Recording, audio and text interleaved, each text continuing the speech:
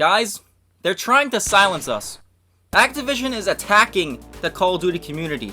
They are showing that they are terrified of a boycott and truly insecure of any criticism from their honest consumers. I'm going to show you exactly what Activision is doing right now in a pathetic attempt to silence us, the Call of Duty community who pays their salaries, but not for long. You will see clearly how disgusting Activision truly is. Please share this with all the COD community because this is just embarrassing and everyone needs to hear this. Everyone seems to be giving up, but I don't know about you guys, but I refuse to bow down to cowardice. It's time to fight back. What's going on, my fellow gaming warriors? Tis the one. Activision is actively trying to censor and silence you. I'm not kidding, guys. This is an attack on us, the Call of Duty community. So you know what I say? This is war. Look at what happened here on Twitter. You need to see this. It's utterly pathetic. Activision's Call of Duty Twitter account blocked the XDefiant News Twitter account. For what, you may say? Well, the reason is pretty obvious. First of all, Activision is trying to silence anyone and everyone who is speaking out against them, especially after the Nick Merckx drama. The COD community has been relentless with the leave the kids alone comments on all of Call of Duty's recent posts, and it is clearly bothering Activision. But imagine being so petty to the point where you block your own competitor, XDefiant, because you genuinely feel threatened by them. I mean, Activision does not want anyone with any big influence to influence our decisions to play a different game because it simply makes them look terrible. Activision is playing dirty, and it reeks of desperation to clear up the scrutiny from the COD community. I see a lot of people saying they block XDefiant, but they don't block the people calling them groomers. You have to understand that Activision is banking on all of you to forget everything. Why do you think they created their own Call of Duty news account? And why do you think they've been ramping up on posts recently? To hope that we'll all just forget. But they continue to get destroyed and ratioed by the Call of Duty community in every post. It's actually hilarious to see. Make no mistake though, Activision is seeing all the backlash they're receiving from the COD community since the release of Modern Warfare 2 and Warzone 2, especially from their most loyal shills, such as Charlie Intel. Listen up guys, it gets worse. The man behind Charlie Intel just publicly announced to the COD community that he has not been invited to any of these cringe Call of Duty reveal events for the first time due to the fact that he was being rightfully critical of Modern Warfare 2 and Warzone 2. I'm certainly not the biggest fan of Charlie Intel, as you all may know now, for obvious reasons, but this was so messed up on every level. But who wasn't critical of Call of Duty this year? It's been the absolute worst year in Call of Duty history, and this is the objective truth. If you disagree, you probably came from Fortnite, which, by the way, I'd recommend going back right now because it just ain't it over here in Call of Duty. Everyone who is showing up to these reveal events, all these content creators for Activision and Call of Duty to promote their games, I'm convinced is a liar and a shill. If you can afford to not go, do not sell out and be a coward. Make the right choice and boycott Activision. Boycott Call of Duty. Comment if you guys agree with these dudes staying away from Activision. But seriously, the concept alone of the new Call of Duty News Twitter account, which is controlled by Activision, is just embarrassing. It symbolizes their insecurity over what is being said. If they knew what we're all saying about the company is wrong, they would not have done all this in an attempt to control the narrative and silence us. It really is pathetic.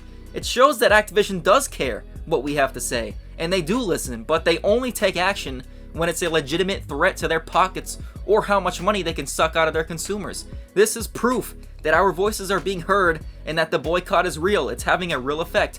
Do not let up, boys. Keep pounding away at this. Do not believe the lies that are unfortunately being spread around in the COD community that our boycott is not working. I just gave you some valid examples. They're true. But here's where that misleading claim stems from that no one has pointed out or even acknowledged. Activision has been on a mission to get revenge on us, the Call of Duty community, for speaking out to boycott them and their garbage franchise. Their most recent move is using the Steam chart bestsellers with Modern Warfare 2 and the new Season 4 Black Cell Battle Pass to prove that the boycott isn't working. It was being spread around by all their notable shills to silence everyone, fool everyone, and hope that the backlash dies down quickly and everyone just shuts up. But we will not shut up about any of this. Not around here. Let me break this down real quick. First of all, I just want to point out how Charlie Intel is already desperate to win back the approval from Activision so that he can be flown out to the next COD 2023 Modern Warfare 3 event. That's obvious. Now, in regards to Call of Duty ranking higher in the Steam charts than other games, let me point out a little context for you, and it should be obvious. No other game is having a big season update with a brand new battle pass at the moment. Of course it's going to rise up in bestsellers. It would really be concerning if it didn't. Who was Activision competing with here at the moment? No one. There's no hype around any games right now. Does this mean our boycott against them is not working, quote unquote? Of course not. This is all a false narrative orchestrated by Activision to attack all of us who are just calling them out. And let's not forget, Warzone just launched a brand new map, Vondel. So when it comes to player counts as well, take that into consideration when it comes to buying new skins and bundles for the new season. By the way, Call of Duty didn't last too long up there in the best sellers on Steam. According to the Steam chart, I'm looking right now, as of June 17th, Modern Warfare 2 is already falling back into the 5th spot, and Black Cell is already all the way down the 14th. And you notice something else?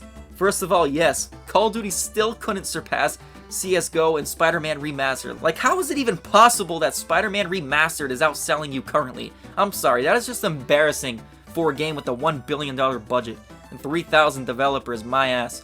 You also may have noticed BattleBit Remastered sitting pretty at number 2 above Call of Duty.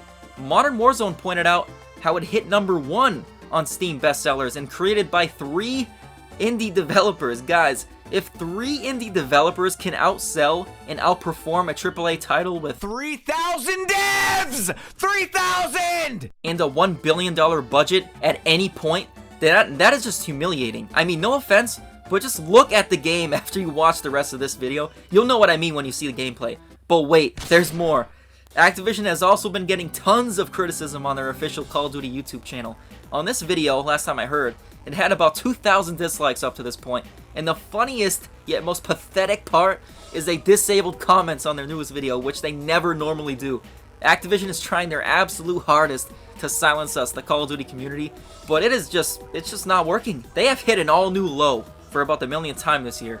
On their other video, they had comments flooding with the "leave the kids alone," the same replies they've been getting spammed with on Twitter, along with over 10,000 dislikes. Again, the cancellation attempt of the Call of Duty community has utterly failed by Activision. They even blocked the phrase "leave kids alone" on their Twitch channel, I assume in every variation of the phrase.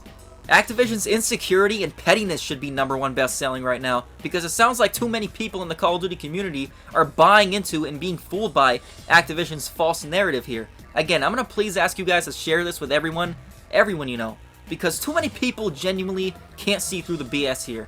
Maybe you were fooled before watching this. Comment if this opened your eyes to what's really going on here. I hope it did.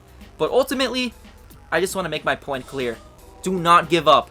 The boycott of Call of Duty is very much still alive and very much still real. It's clearly a threat to Activision. Activision is just attacking us for pointing out the truth of the matter, as their recent moves prove that entirely. Again, we will 100% prove that the boycott is real as well when they lose out millions of dollars on Modern Warfare 3 sales. Activision is trying everything they can to silence us. It's up to you to either continue to make our voices heard or bend the knee to the billion-dollar corrupt company. We can make this happen, and we will win if we stick to the plan. Comment what you guys think of this. Has your faith been restored in the Activision Call of Duty boycott? Do you see how Activision is negatively manipulating the narrative behind the boycott? Hit that like button if you enjoyed, not only to help the channel out, although I do appreciate it, but to share the truth out there to the Call of Duty community who are desperately looking for hope in a dire situation. Subscribe if you're new to the channel. If you do subscribe, you will become an elite gaming warrior like Dewan and develop a built-in Activision lie detector. So go subscribe, it's free, unlike Call of Duty, and it really helps out more than you know. I truly appreciate it, and thanks again for all the support. You guys are the best. One more thing though, I need you guys to hear this. I am a sentinel. 'Tis been one.